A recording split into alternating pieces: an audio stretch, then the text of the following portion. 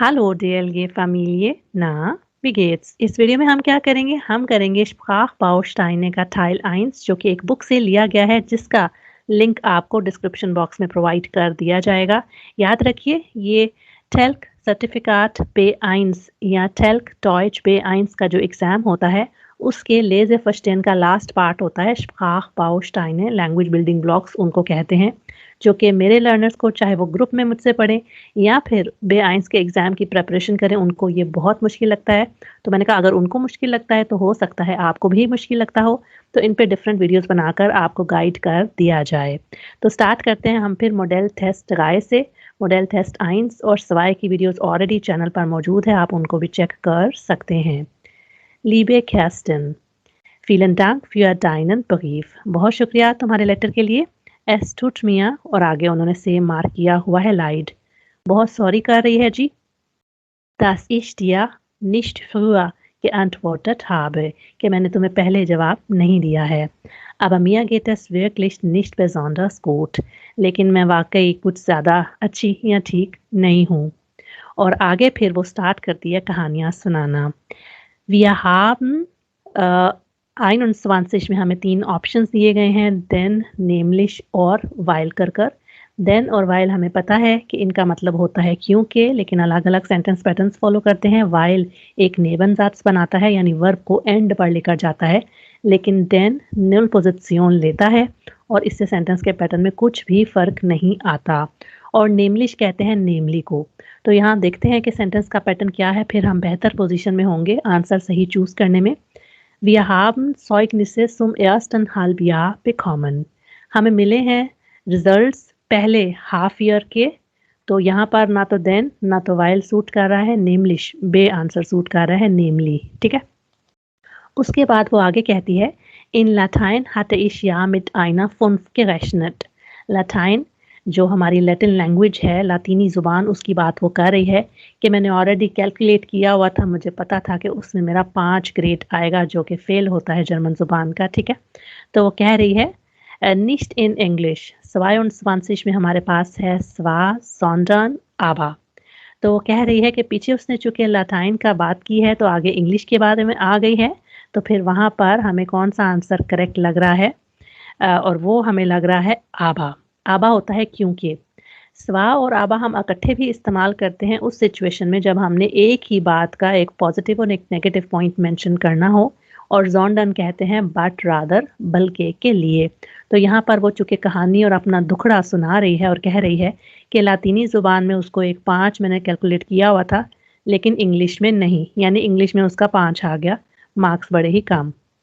आगे वो कहती है Du kannst dir sicher vorstellen, was bei mir Hause los ist। तुम इमेजिन कर सकती हो, यहाँ पर ये रिफ्लेक्सिव वर्ब लगा है जो कि डाटिव रिफ्लेक्सिव है, sich vorstellen। अगर आकुजाटिव में आए तो उसका मतलब होता है इंट्रोडक्शन करना, तारुफ करना, और अगर डाटिव में आए तो उसका मतलब होता है इमेजिन करना, तसव्वुर करना, ठीक है। तो कह रही है was bei mir zu Hause los ist। याद रखिए सुहाउज़े कहते हैं घर पर, लेकिन ना हाउज़े कहते हैं घर की तरफ। सुहाउज़े हम तब इस्तेमाल करते हैं जब मूवमेंट ना हो, तो वो होता है सुहाउज़े ज़ाइन घर पर होना, और ना हाउज़े गेन घर की तरफ जाना। इन यहाँ पर बिल्कुल सूट नहीं कर रहा, तो वो कह रही है कि तुम इमेजिन ही नहीं कर सकती कि घर पर क्या हो रहा है। लो साइन टू बी हैपनिंग, घर पर क्या चल रहा है तुम इमेजिन ही नहीं कर सकती। Meine Eltern sind wütend। मेरे पेरेंट्स गुस्से में हैं। Und haben mir gleich और आगे 24 में allen, alle और alles लिखा हुआ है verboten। Fernsehen, ausgehen, telefonieren। मेरे पेरेंट्स ने मुझे शॉर्टली हर चीज़ से मना कर दिया है, मुझ पर पाबंदी लगा दी है। verbieten का परफेक्ट यहाँ लिखा है। verbieten होता है मना करना, बैन करना, ठीक है। तो टीवी देखने पर पाबंदी लग गई है, बाहर जाने पर लग गई है और टेलीफ़ोन करने पर लग गई है। तो सब कुछ के लिए होता है एवरीथिंग। आलिस यहाँ पर सूट करेगा। आले इसलिए नहीं आ सकता क्योंकि आले होता है ऑल सारे, और ये होता है सब कुछ।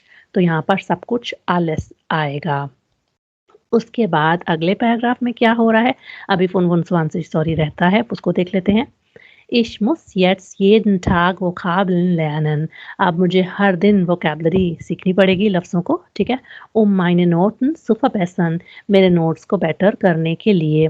और 25 में है sonst oder denn और आगे लिखा है muss ich nämlich die Klasse wiederholen। तो यहाँ पर आएगा जी क्या आएगा 25 में sonst ना, sonst इसलिए आएगा क्योंकि वो होता है वरना, वरना के मतलब में आता है तो वरना मुझे फिर क्लास को दोबारा क्या करना पड़ेगा? विडाहोलन कहते हैं रिपीट करने को। तो वरना वो कह रही है कि मुझे क्लास को रिपीट करना पड़ेगा। ठीक है? अच्छा उसके बाद है जी 26 का ऊपर था ऑप्शन, लिखा हुआ है darf ich gar nicht denken। अब denken जब तक हमें पता ना हो वर्ब विद फिक्स्ड प्रपोजिशन के कॉम्बिनेशंस का तब तक हम इसको सॉल्व नहीं कर सकते क्योंकि जब हमने ना याद किए हों तो ये सारे ऑप्शंस ऐसे ही लगते हैं जैसे कोई भी सही हो सकता है क्योंकि हमें आइडिया नहीं होता। तो मैं एक वीडियो लिंक कर दूँगी उसको आप ज़रूर चेक करिएगा, उसमें मैंने 100 ऐसे वर्ब्स दिए हैं जो कि फिक्स्ड प्रपोजिशंस के साथ आते हैं और वो आपकी इस सिचुएशन में बहुत हेल्प करेंगे और आपकी डूबती हुई नैया को पार लगा देंगे, ठीक है? क्योंकि यहाँ पर श्काफ पाउच टाइने में याद रखिएगा इस तरह के बहुत सारे कॉम्बिनेशंस चेक किए जाते हैं। तो डेंकन के साथ हमेशा आता है जी अन का कॉम्बिनेशन तो डागान हो जाएगा। तो कह रही है कि डागान dwarf ich gar nicht denken कि उसके बारे में मैं बिल्कुल भी सोचना नहीं मुझे चाहिए। dann würde ich in eine और आगे है Klasse kommen। तो फिर मुझे आना पड़ेगा एक और क्लास में और यहाँ पर वो चेक कर रहे हैं जी हमारे एंडिंग्स। तो eine andere इसमें सही आंसर है तो मुझे फिर एक और क्लास में आना पड़ेगा और वो कह रही है वो ich 28 में keiner, keinen और kein। तो kennen अगर हमें पता हो कि अपने बाद कौन-सा केस लेता है एक्कुज़ेटिव लेता है ich kenne dich, du kennst mich ऐसे कर कर इसको हम सेंटेंसेस में यूज़ करते हैं। तो एक्कुज़ेटिव केस में बे आंसर करेक्ट है। वो ich keinen kenne यानी जहाँ पर मुझे किसी का भी नहीं पता है। ठीक है? उसके बाद फिर क्या होता है? Außerdem उसके अलावा 29 में है sei, war और wäre, das für meine Eltern eine große Enttäuschung। उसके अलावा हो जाएगा वो मेरे वालिदैन के लिए पेरेंट्स के लिए एक बड़ी डिसअपॉइंटमेंट। तो यहाँ पर चूँकि वो एक ऐसी सिचुएशन की बात कर रही है जो कि अभी असली नहीं हुई क्योंकि अभी उसका हाफ टर्म के ही एग्ज़ाम्स हुए थे जिसमें वो फ़ेल हुई है। तो वो कह रही है अब मुझे मेहनत करनी पड़ेगी वरना हो जाएगी वो मेरे पेरेंट्स के लिए एक बड़ी-सी डिसअपॉइंटमेंट, ठीक है? उसके बाद है जी du weißt doch तुझे तो पता है, ich और आगे कहती है Medizin studieren und Papas Praxis übernehmen। मुझे मेडिसिन पढ़नी चाहिए और पापा की जो प्रैक्टिस कहते हैं आर्ट्स प्रैक्टिस हम सबको पता है डॉक्टर की ऑफिस को कहते हैं, उसको ओवरटेक करना है यानी उसको संभालना है। तो यहाँ पर है soll क्योंकि शुड के मतलब में आ रहा है, können होता है कैन और dürfen परमिशन के मतलब में आता है। तो यहाँ पर शुड के मतलब में मुझे लगता है इसके पापा भी कहीं इंडिया पाकिस्तान के तो नहीं है क्योंकि कह रही है कि जैसे हमारे इंडिया पाकिस्तान में माँ-बाप आमतौर पे कहते हैं ना, तुम इंजीनियर बनो, तुम डॉक्टर बनो, ये बनो, वो बनो। तो यहाँ पे आई थिंक इसके साथ भी बेचारे के साथ ऐसा ही कुछ हो रहा है। और एंड में कहती है und das mit einer 5 in Latein फिर दोबारा से अपने ग्रेड की तरफ चली गई है कि जो लातीनी ज़ुबान में इसका आया है कि ऐसे कैसे वो अपने पापा की जो ऑफ़िस है उसको ओवरटेक करेगी। अब वो कह रही है एंडिंग कर रही है लेटर की jetzt muss ich aber wirklich Schluss machen अब मुझे वाक़ई ही साइन ऑफ करना चाहिए, जाना चाहिए। mach's gut आमतौर पे अलविदाई तौर पर हम कहते हैं इसको ऑल द बेस्ट को या फिर अलविदाई तौर पर यानी बाय बाय करने के लिए हम इसको यूज़ कर सकते हैं और आगे एंड पर कहती है deine यास्मीन। तो क्या इस वीडियो ने आपकी हेल्प की है? अगर हाँ, तो अपने जर्मन लर्निंग फ्रेंड्स के साथ इसको ज़रूर शेयर करिए, स्पेशली उनके साथ जिनका जल्दी ही टेल्क डॉइच B1 एग्ज़ाम होने वाला है। मैं मिलती हूँ आपको नेक्स्ट वीडियो में। Tschüss।